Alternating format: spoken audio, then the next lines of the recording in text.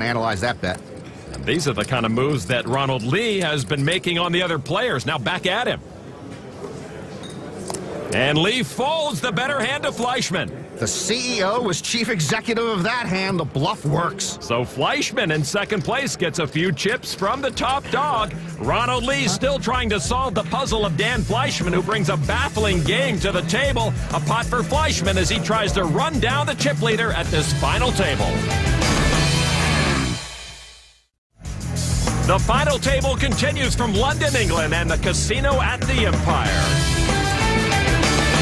Despite that last hit, Ronald Lee still in command with 7 players left at this championship table. Action on Roland DeWolf. Pocket jacks. DeWolf's nickname is the Sheep. So I guess that makes him the sheep in DeWolf's clothing. Never saw it coming. Roland limped in for 30,000. Tray 4 off for Steinberg, and he folds to James Board now with pocket sixes. Today was laundry day for James Board, and, well, what could he do?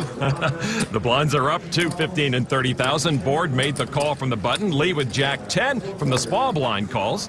And Fleischmann checks his option. 4 players to the flop. Flop is 10, deuce, deuce. Lee pairs the 10. So with 10s up, he checks. Fleischmann missed. He checks. DeWolf now with jacks up, checks. Boy, with that board, another odd play from the pocket jacks. Board way behind with his pocket sixes, checks as well. Turn card is a tray. Lee with 10s and deuces. First to act. Lee decides his hand is best, and I can't blame him. But we know DeWolf's hand is best. Lee puts 69,000 together. Fleischmann lays it down. Now to Roland DeWolf. DeWolf looking very demure.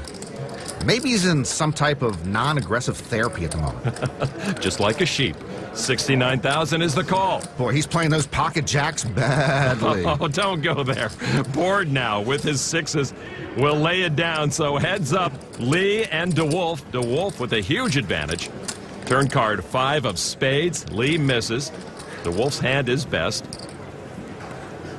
So now Ronald Lee will look at the calendar and decide it's time to bet 115,000. Small bet.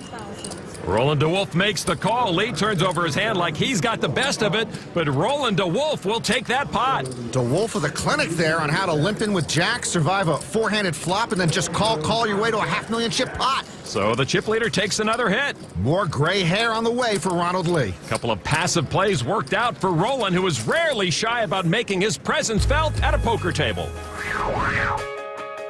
I think that people would say that I'm a tough player, especially when I'm focused, but you know, you can always improve.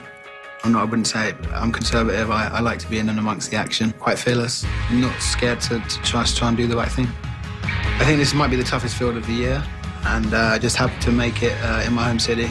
I just want to focus on playing good, and you have to be prepared to win. You know, you have to be ready to win, and if you haven't won before, you don't know if you are prepared for anything. DeWolf does know what it takes to win. He has a World Series bracelet, a WPT title, and an EPT title, the so-called Triple Crown of poker. Gavin Griffin, the only other player to have won that Triple Crown with pocket fives. Ronald Lee open raises to 65,000. Over to Levi with King, Queen of spades. He is short stacked. Levi with about 15 big blinds left. And they're all in the middle now. A re-raise all in to 464,000. That induces some folds behind. James Board lays it down. Now back to Ronald Lee with the fives. Welcome to the Ronald Lee Hour. Lee getting 3-2 on a call here. And it's for about 13% of his chip stack, so he can easily afford it. He needs almost 400,000 to put Levi at risk.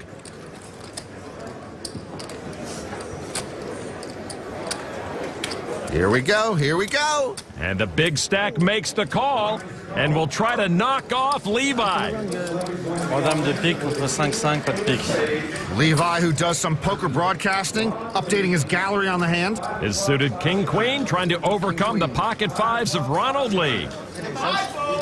All right, now the flop. Levi at risk.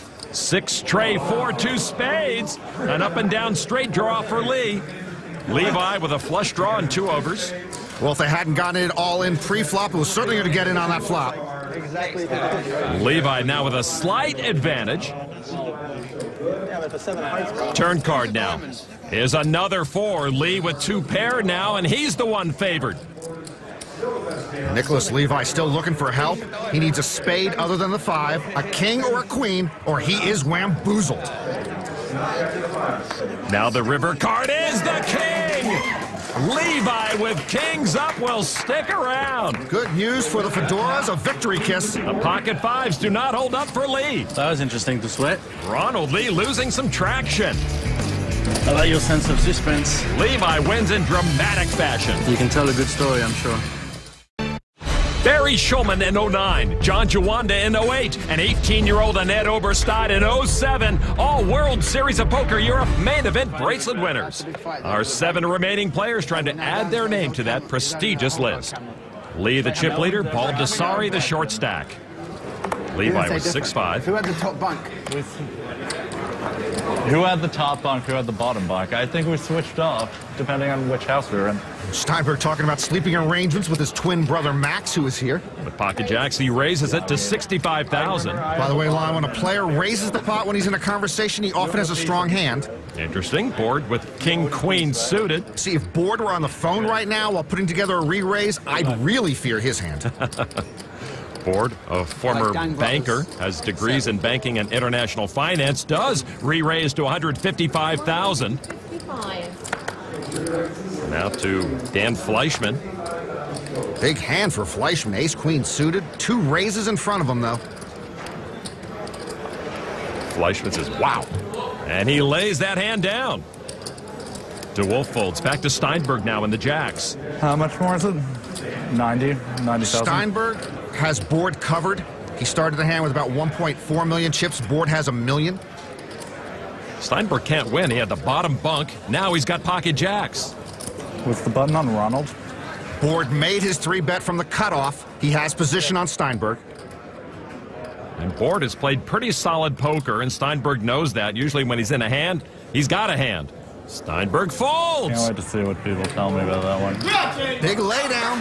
Right or wrong, it tells me Steinberg only wants to play a big pot when he absolutely knows he has the best of it. You won't believe what I had.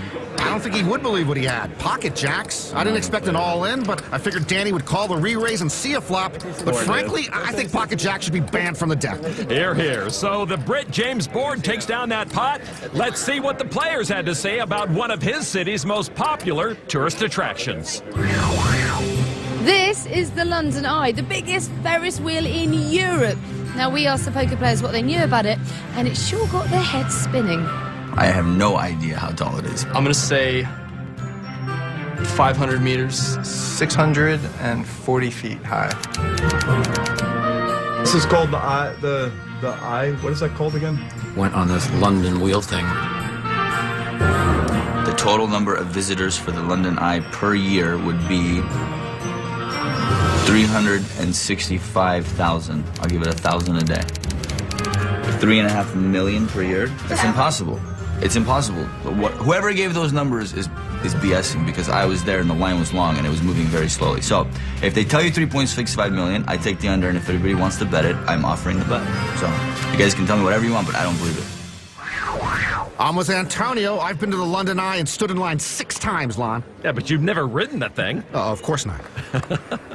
All right, Lee folds his king 5 over to Dan Fleischman with ace-queen. This time he's going to open the pot for 64,000 with ace-queen.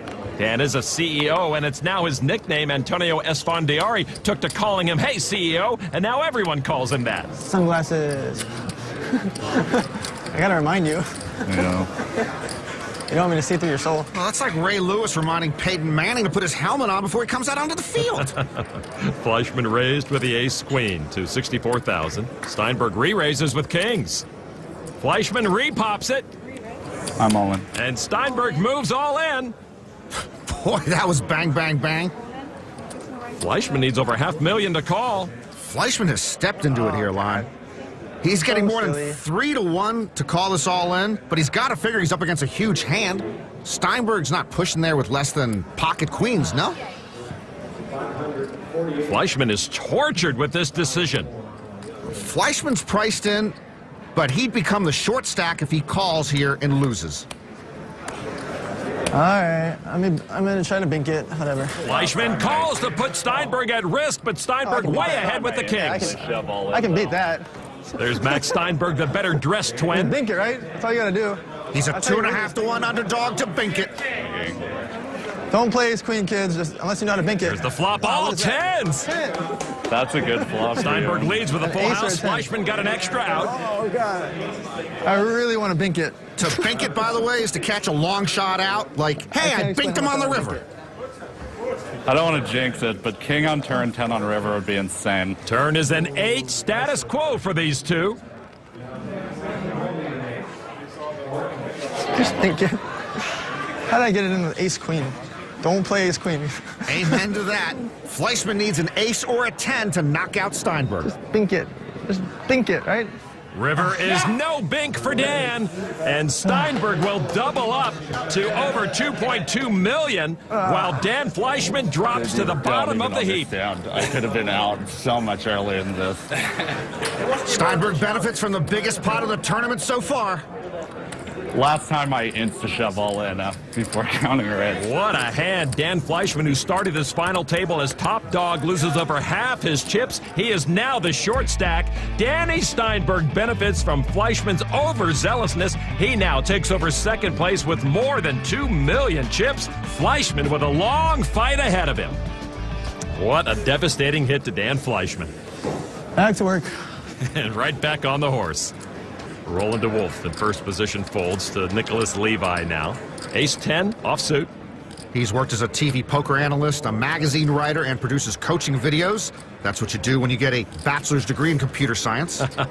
This is his 8th World Series cash. He's going to raise it up to $73,000. Danny Steinberg lays it down. Chip leader Ronald Lee will not play this hand. Now Fleischman.